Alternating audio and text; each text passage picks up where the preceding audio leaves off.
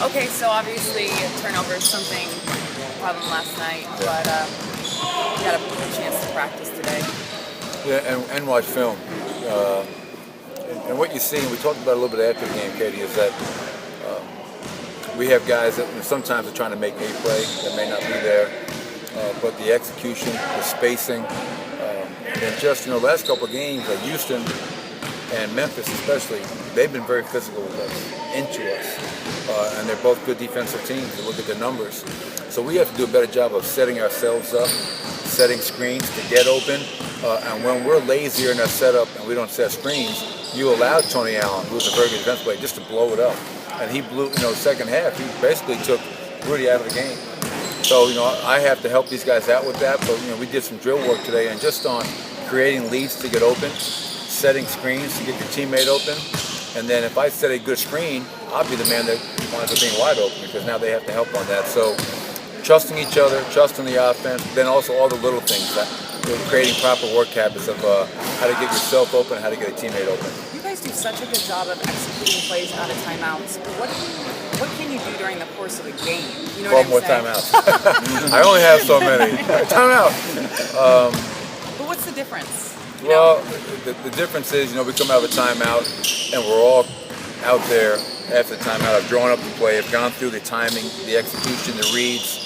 So we go out there all on the same page. And I think what happens is during the flow of the game, we get 2 or 3 guys on the same page, and maybe the other 2 or 3 maybe not on the same page. But that responsibility is mine, and whoever point guard is on the floor at that time to make sure we're calling the plays out early, we're getting our spacing right, our timing right, and we're moving the ball. When we move the ball multiple times, something we chart in terms of ball reversal, we usually get a high percentage shot. Whether or not we make it or not, that's a different story, but our goal every possession is to get the highest percentage shot that we can.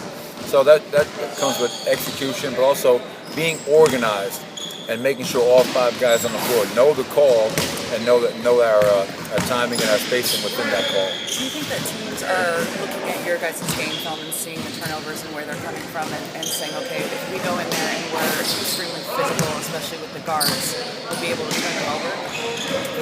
I'm sure some teams may think that. I think Memphis does that no matter who they play.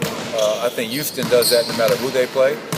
Those 2 teams are having very good defensive years, and Memphis historically the last 5-7 years has been a very good defensive team. But I don't think New Orleans or Minnesota or some of these other teams are saying, hey, we're gonna come in here and just punk these guys and take them out. But to your point, we have to be a little bit stronger. We have to be able to handle that physicality better.